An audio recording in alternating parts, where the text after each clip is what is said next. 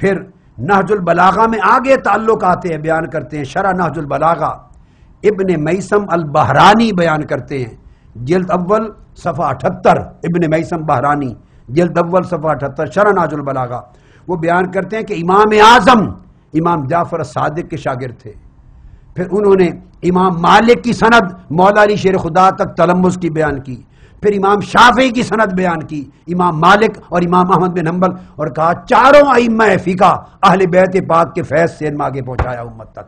یہ ان کے آگے اوپر کے تعلق تھے، یہ نیچے کے تعلق تھے۔ اور پھر آخری باتوں میں یہ ایک بات سیکنڈ لاسٹ، جب ایران فتح ہوا مال غنیمت بھی آیا اور حضرت شہربانو بھی آئیں، بادشاہ یزدگرد کی بیٹی مال غنیمت کے ساتھ جو قیدی بن کے آئے، تو یزدگرد کی بیٹی حضرت شہربانو وہ بھی آئیں۔ اس وقت نام ان کا شہربانو نہیں تھا، شاہ جہان تھا۔ جب بیٹھی تھی تو اتنا حسن تھا، نور تھا، کہتی مدینے کی عورتوں کی آنکھیں چندیا گئیں۔ سیدنا فاروق اعظم جب آئے مال غنیمت تقسیم کرنے اور فیصلہ کرنے کے لیے، تو شہربانو یزدگرد کی بیٹی نے چہرہ چھپا لیا اور اپنے باپ کو برا کہنے لگی کہ یہ باپ کی غلطیوں سے یہ وقت ہمارے اوپر آنا تھا۔ سیدنا فاروق اعظم نے فرمایا بیٹی نہیں، آپ کے ساتھ عزت کا سلوک ہوگا، باپ کو برا نہ کہو۔ ختم ہو گئی۔ کھڑے ہو گئے فاروق اعظم کہ حسینہ عالم ہے جن کے سامنے مدینے کی شہزادیاں شر چھپا رہی ہیں، چہرے چھپا رہی ہیں، اس کے لیے شہزادہ کون سا چنا جائے، شہربانو کس کے عقد میں دی جائے؟ سیدنا فاروق اعظم نے حضرت شہربانو کا نکاح امام حسین سے کیا، اپنے بیٹے سے نہیں کیا۔ ان کو کا ہاتھ رکھ دیا امام حسین پر، بیٹے کو بھی دے سکتے تھے، مگر ساری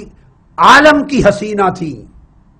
شہنشاہ یزدگرد کی، بادشاہ ایران کی بیٹی تھی، تو کہا کہ اس کے لیے بھی کوئی کائنات کا شہزادہ ہونا چاہیے، حسین کو دے دیا۔ تو شہربانو امام حسین کی زوجہ بنی، یہ عطائے فاروق اعظم تھی،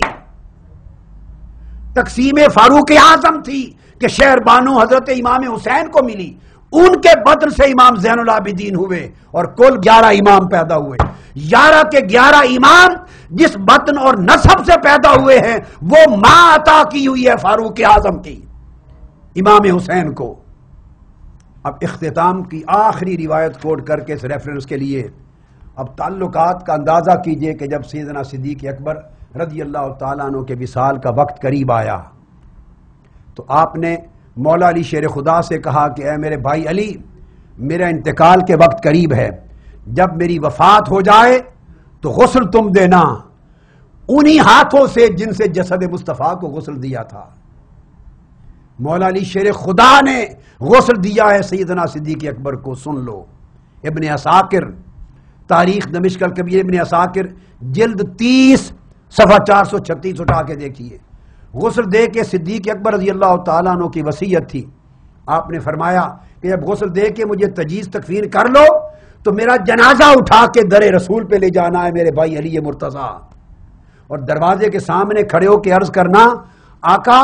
آپ کا یار غار ابو بکر آیا ہے، کیا حکم فرماتے ہیں؟ اگر تو اندر سے آقا دروازہ کھل جائے، اذن مل جائے تو حضور کے پہلو میں دفنا دینا، اگر اجازت نہ ملے تو علی مجھے جنت البقیع میں دفنا دینا۔ مولا علی شیر خدا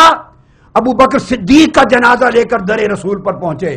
اور دروازے پر کھڑے ہو کے مولا علی شیر خدا نے آواز دی، یا رسول اللہ ابو بکر آیا ہے آپ کے دروازے پر، کیا حکم ہے؟ اب مولا علی شیر خدا فرماتے ہیں رأیت الباب قد تفتح وسمعت قائلا یقول ادخل الحبیب الی الحبیب، اچانک جب میں نے درخواست کی تو دروازہ حجرہ مصطفیٰ کا کھل گیا اور اندر سے آواز آئی علی لے آؤ ابو بکر کو، دوست کے انتظار میں ہے، اور یار کو یار سے ملا دو اور میرے پہلو میں دفن کر دو۔ تو مولا علی شیر خدا نے ابو بکر صدیق کو پہلو مصطفیٰ میں دفن کیا۔ یہ تھے تعلقات، یہ تھے عقائد، یہ تھے نظریات، یہ تھے ان کی باہمی رشتہ داریاں اہل بیت اطہار کی، ائمہ اہل بیت کی اور خلفائے راشدین کی۔ اگر یہ تمام واقعات کتب شیعہ میں ہیں اور تمام چیزیں تمام تر تفصیلات کے ساتھ میں نے عرض کر دی ہیں، تو اس کے بعد اس سوال کا جواب نہیں بن سکے گا کسی کے پاس قیامت تک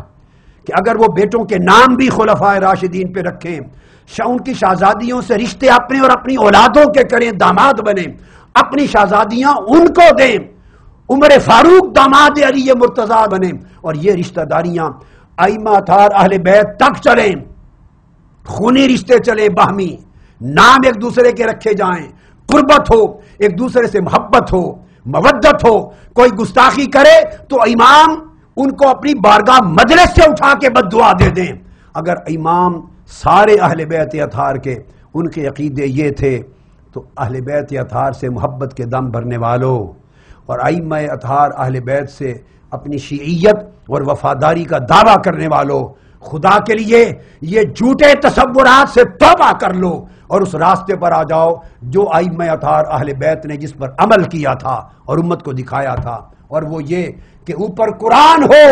نیچے سنت مصطفیٰ ہو، اور سنت مصطفیٰ کے بعد غلامی مصطفیٰ کے بعد ایک ہاتھ اہل بیت پاک کے دامن پہ رہے، ایک ہاتھ خلفائے راشدین صحابہ کے دامن پہ رہے۔ جس کا حال یہ ہوگا قیامت میں اسی کو علی کی شفاعت بھی ملے گی، نبی کی شفاعت بھی ملے گی، اور جو اس کو توڑتا ہے رشتے کو وہ قیامت کے دن توڑ دیا جائے گا۔